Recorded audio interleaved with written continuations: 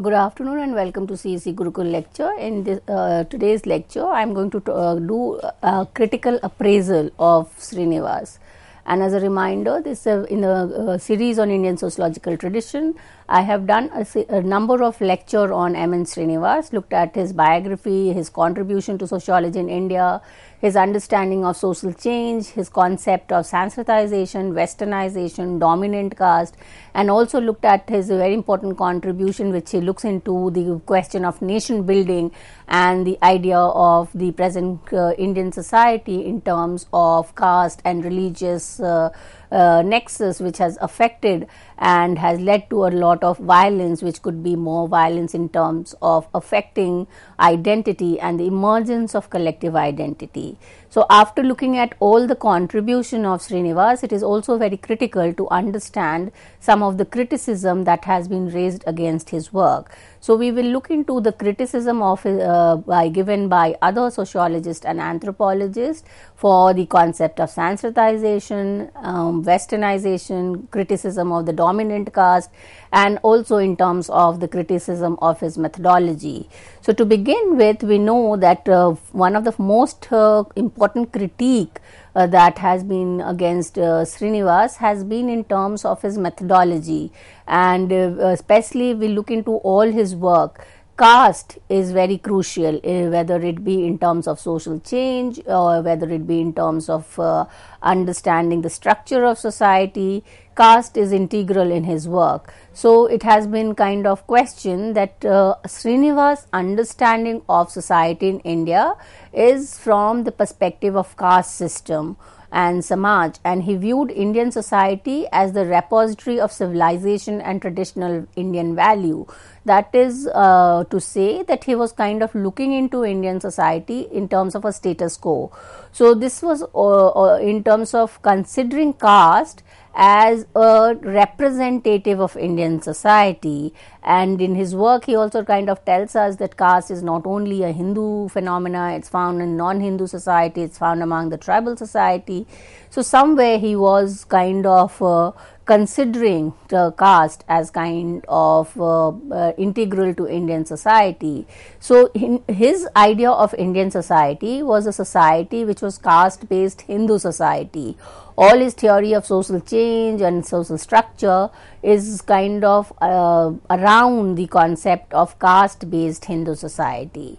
So, the Srinivas' caste-centric study of Indian society was criticized by Andre Bethe, and Andre Bethe kind of tells us that in order to understand society in India, it cannot be only one dimensional. If we kind of only look into caste, it is only one dimensional. So, he tells us that especially with reference to the rural Indian social structure, caste and class and power. So, he gives us a three-dimensional understanding of the social structure. Caste, which was to be considered as element of social differentiation, class, which was kind of considered as economic differentiation, and power was political power. So, a holistic understanding of Indian society has to be seen through the interlinkages, intersectionality of caste, class and political power, and even social change has to be understood in terms of how the relation between caste class has undergone changes.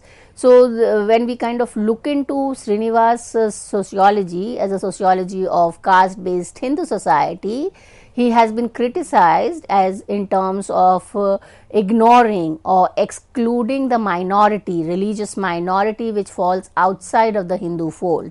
So, he is not talking about say the non-Brahminical society, he is more concerned about Brahminical Hindu society, and therefore he kind of only studies Indian society in an exclusive manner which does not look at the intersection of other group apart from the largely Hindu population.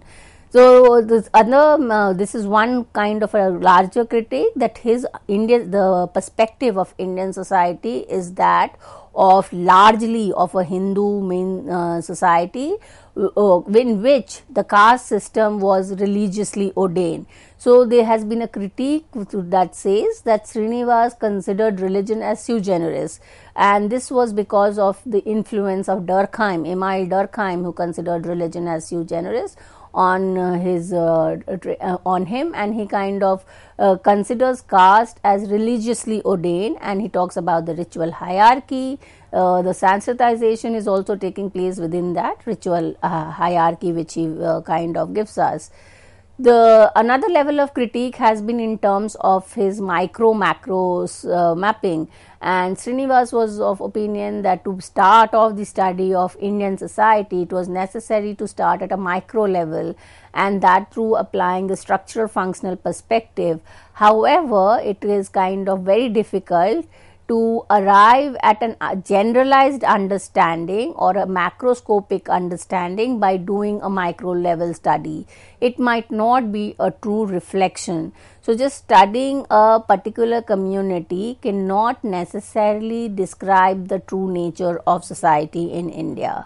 So, ethnography was more suitable for Srinivas for my kind of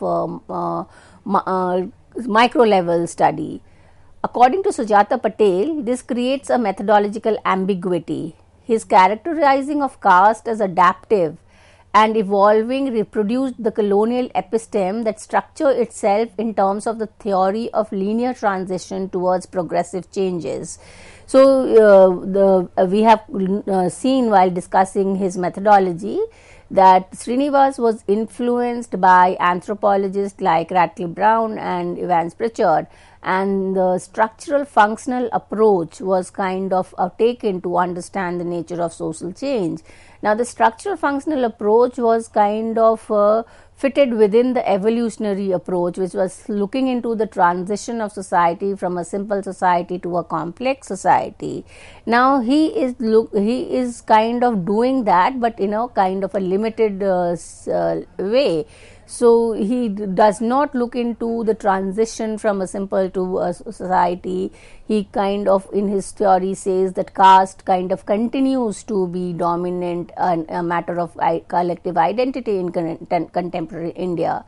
So, his structural functionalism allowed him to possess an adaptive caste structure, which is forever reproducing himself, a theory of incremental social change. So, caste is seen as is assumed rather to be a kind of something which exists and is a structure which is kind of continuously reproducing itself and affecting the way in which economy and political changes are taking place.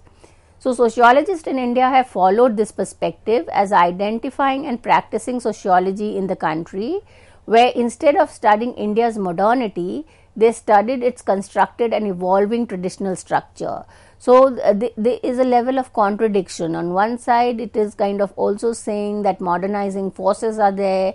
At the same time, it kind of trying to figure out that the traditional structures are so kind of strong, also integrated, that they kind of are unaffected by the modernizing forces.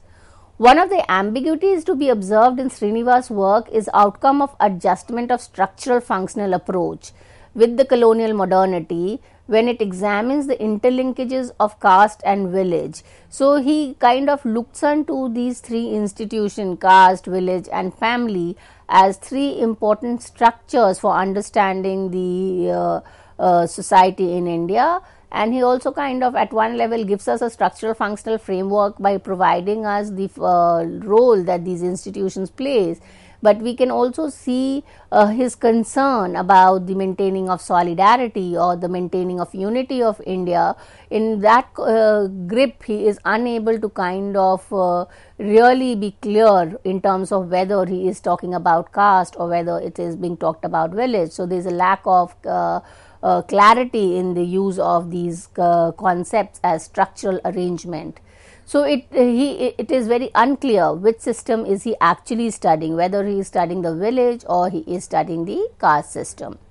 In Varna and Caste, that is in his work on caste in modern India, he differentiates Varna from Jati and that to kind of recall, Varna was considered as a model, an all India classification of the society into fourfold Varna, whereas Jati was the functional unit, which was the subdivision of the caste. And when he discusses caste in the social system of Mysore, he does so by evaluating it within the limits of the village. So this there is a kind of lack of clarity in terms of these. He is giving us this differentiation at the theoretical level, but when he is kind of using it in his study, the clarity is not very clear. So the lack of theoretical clarity leads to the issue of theological position, whereby caste can be understood only in the context of village and vice versa. So this again contradicts his later study, where he will be talking about the industrial modern society, where caste is then kind of seen as becoming dominant in terms of vote bank and caste politics. So he is using these terms in terms of without a very clear understanding of the concept. So when that is the critique of his structural functional approach that he talked about. Now another criticism against Srinivas is that he was a Brahmin and he was studying the Brahmin community. So the critique that has been launched, and this is Edmund Leach, he describes the study of Srinivas as Brahminocentric, and Brahminicocentric means that he is taking a top-bottom approach.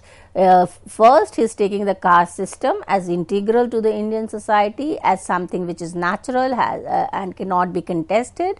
Second, he starts looking into the society from the Brahmin perspective. Now, to recall, when we were doing his approaches, we trying to figure out that he was trying to understand the level of mobility, upward mobility, and he kind of looks into the ladder and says it is the members of the lower caste who would kind of move up the ladder. So he is taking a kind of perspective of a Brahmin and trying to understand the society. Now, why he did this was that his theory was a critique of the Indological approach, which was putting forward India as a static and closed society. He took on the concept of mobility to show that India was reciprocal, was flexible, and mobility was possible. But that in that attempt, he kind of takes on a top-bottom approach. So the subaltern scholars like Gail Omwet had argued that Srinivas's sociology suffers from a Brahminical domination and elitist in nature. So they would argue that if we look into the process of mobility, or if we look into the caste system, if the subaltern scholars have argued, if we look it from the bottom down or bottom up perspective, that we look it from the perspective of the Dalit, then it is not a system of reciprocity, it is not a system of a kind of interdependence, rather it is a system of exploitation, and it is a system of domination. So that kind of explains a Brahminicocentric approach of Srinivas. Next, we look into his process of Sanskritization, which is considered as kind of one of his most important contribution in the study of social change in India. Now, the critique of Sanskritization tells us that it eliminates religious minorities from his research, because the entire process of Sanskritization is talking about Sanskritic text. Now, Sanskritic lifestyle, Sanskritic culture would only be part of the Brahminical community or say the Hindu society. He is not talking about the non-Hindu society, though he mentions that Sanskritization is a process also evident among the tribal society. But then he kind of takes that this Sanskritic model is a true depiction of society in India. So there is a lack of use of secular concept in his study, as he focused on Indian traditions like caste and village, which revolve around Hinduism. So again, this could be a kind of an influence where he was considering religion. So in the society, religion among the Kurds of Mysore, he is kind of giving us the same explanation that Durkheim gives us in terms of religion playing the role of maintaining the collective consciousness or solidarity. So his influence is evident in Srinivas, where he looks into the society from a religious or a Hindu society perspective. He introduced the concept of Sanskritization when he was still studying in Oxford, and the concept of Westernization was put up in 1956. So there is a kind of a lineal concept in terms of looking into the pre-colonial India. He is talking about a Sanskritic culture, and then in a colonial period he would look into the influence of Britishers and bring in the concept of Westernization. According to Mukherjee, the concept of Sanskritization which was introduced by Srinivas were not completely unique, as they might be having the same concept from Aryanization or Brahmanization by Lyell and Risley.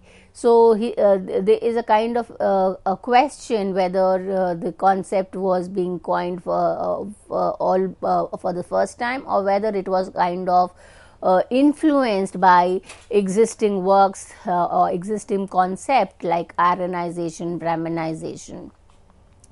Sanskritization and Westernization was considered as two important processes of social change, and these two processes could not be studied individually.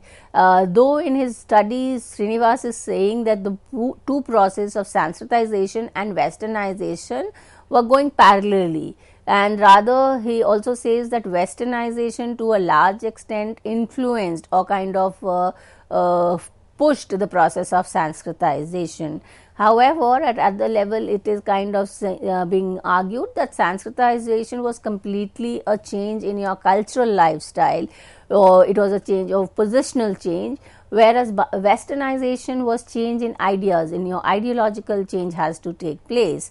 So, to get a kind of a complete understanding of the nature of social change, it has to be understood in both has to be looked at each other and not in kind of separate from one another.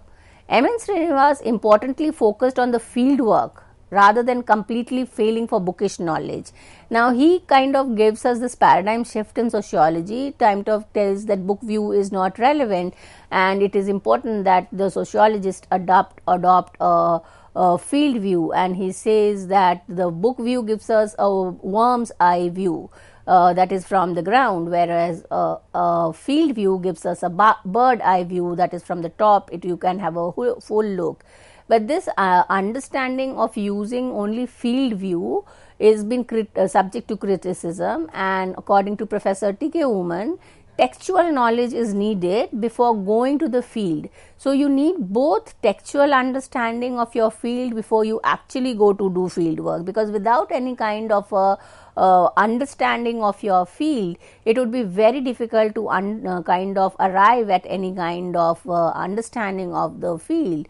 For example, he is giving is that if we don't know how the caste system was structured among the Muslims, among the Islamic, among the Christian community, how do we just go and do a field view? Because the understanding of caste system was different from what was there in the Hindu society. So, therefore, just doing a field work would kind of become difficult and also kind of unwarranted for any kind of research, because a good amount of theoretical understanding of the field that one is going to study is required.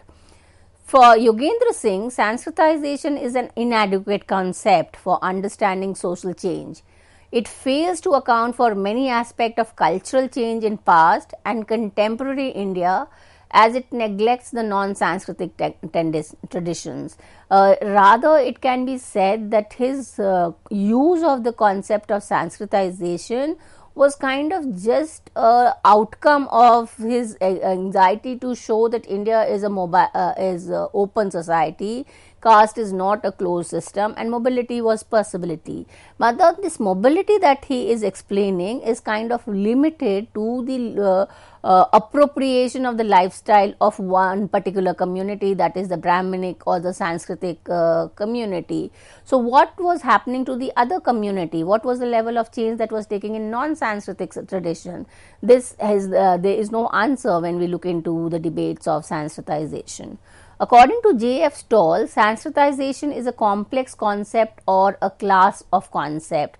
So it is kind of not a very neat evolution or a neat process of just moving up the ladder. It is kind of many other factors goes into account in terms of understanding the mobility. The term itself seems to be misleading, since its relation to the term Sanskritic is extremely complicated. And this kind of is also says Srinivas mentions that he is not using the term Brahmanization because the Brahmins are not the only model of social change, and therefore he is using Sanskritic in terms of using for the upper three level. But then it kind of contradicts when he talks about the jati, which is the functional unit. So these jati would be culturally specific. Now whose lifestyle is being actually appropriated by whom is something which is kind of very ambiguous. In most of northern India, especially in Punjab, it was Islamic tradition which provided the base of cultural imitations. So it could be kind of different society, different level of appropriation which was taking place. According to David Pocock, Sanskritization is highly localized process of cultural change and difficult to locate outside the pale of pan-Indian culture. When we try to interpret certain changes that have taken place in the field of social mobility in the light of Sanskritization, there are certain paradoxes. According to Srinivas, political and economic forces are normally favorable for Sanskritization. So, on one side he is saying that there is a process of secularization, that is the kind of move towards less significance of religious life. On the other level, he is saying that political economic changes has led to the process of Sanskritization becoming more significant. So, Sanskritization is basically a kind of a religious concept in terms of understanding the Hindu lifestyle. So, how do we look into the process of change? And in that context, if we look into the process of secularization in post-independent India, especially with the coming of the policy of reservation, a reversal of Sanskritization has been taking place, and it has been referred as desanskritization.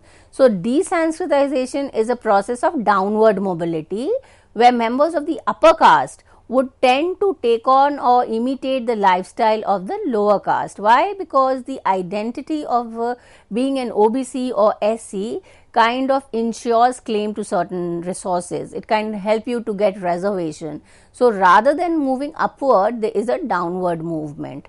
According to D. N. Majumdar, the process of desanskritization was taking place among the Kashmiri Pandit, and this is again something when we look into secularization and the nature of social change in post-independent India.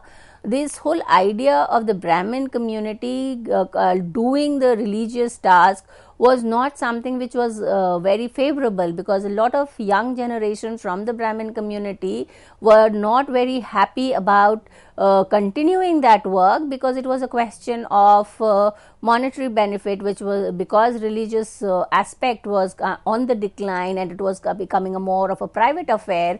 Secular lifestyle, secular occupation was more desirable. So, the younger generation within the Brahmin community would want to kind of take up jobs in secular nature, and therefore would kind of also enter into the process of desanskritization so that they could reap the benefit of reservation policy. Now, when we look into the criticism of westernization, we know that the term westernization is not ethically neutral, because it's kind of is a very value loaded concept, and also there is a certain kind of support of the Western culture being superior or subordinate to the Indian tradition. So, when it is been argued that the Western model was something which was taken off for appropriation, it was not to say that it was without any contradiction. So, the Western values as racial prejudice, color segregation, exploitative nature. So, in terms of a value system, it has both the merits and demerits. Now, when we are talking about westernization in terms of appropriating the mindset of the Western model, what are we actually advocating? Are we kind of also advocating the taking up of the values of segregation and exploitation, or are we only trying to look into the dressing pattern and language behavior per se? So then it is kind of a complicated process. Also, a lot of values of westernization kind of contradicts the rational outlook of life. It is commented that Western model which Srinivas has utilized has its own contradiction. The Western model sometimes conveys values that are contrary to the one referred by Srinivas. So, on one side he is talking about the Indian social structure, he is kind of happy about some of the features of the Indian social structure. At the same time, he is telling that there was a kind of move towards the Western model. Daniel Lerner has raised objection to the use of westernization as conceived by Srinivas. According to Daniel Lerner, it is too local a label, and the model which is imitated may not be the Western country, it could be Russia. So, therefore, the use of the term westernization is problematic. One of the results of prolonged contact with the West is the rise of the elite class, whose attitude towards the West is ambivalent as not invariably true. Also, when we look into westernization, it would also contradict the social structure that Srinivas was defining, because Western culture, Western value is towards individualism, and at the same time he is talking about caste and village and community life. So, that kind of is a contradiction. Third, westernization is an area of behavior does not result in westernization in another related area. While there are certain common elements in westernization, yet each represents a particular variant of a common culture, and significant difference exists between one country and another. Now, the West is not a homogeneous category. Even within the Western country, there is a lot of cultural differences in terms of values, in terms of objectivity. So, just taking it as a grand concept and saying that there is a move towards Western is problematic. Similarly, as his concept of dominant caste was criticized, and it was by Ghanshyam Shah and Louis Dumont, who kind of claims that the dominance that he is talking about is not necessarily the dominant at a collective level, it could be at a individual level and also at a secular level. So, dominant caste concept is also not very adequate to understand the process of social change, and there is a criticism which says that Srinivas used the concept of dominant as Evans Pritchard has used in the study of neo-society. So, when we look into this criticism, we kind of tend to know that there is some kind of failure, but that does not imply that we negate the contribution that Srinivas as a sociologist has done to the discipline of he through this process and kind of challenging the existing paradigms, existing discourse, he has kind of set on the a new discipline of sociology, which was to be disciplined as a science of society. Thank you.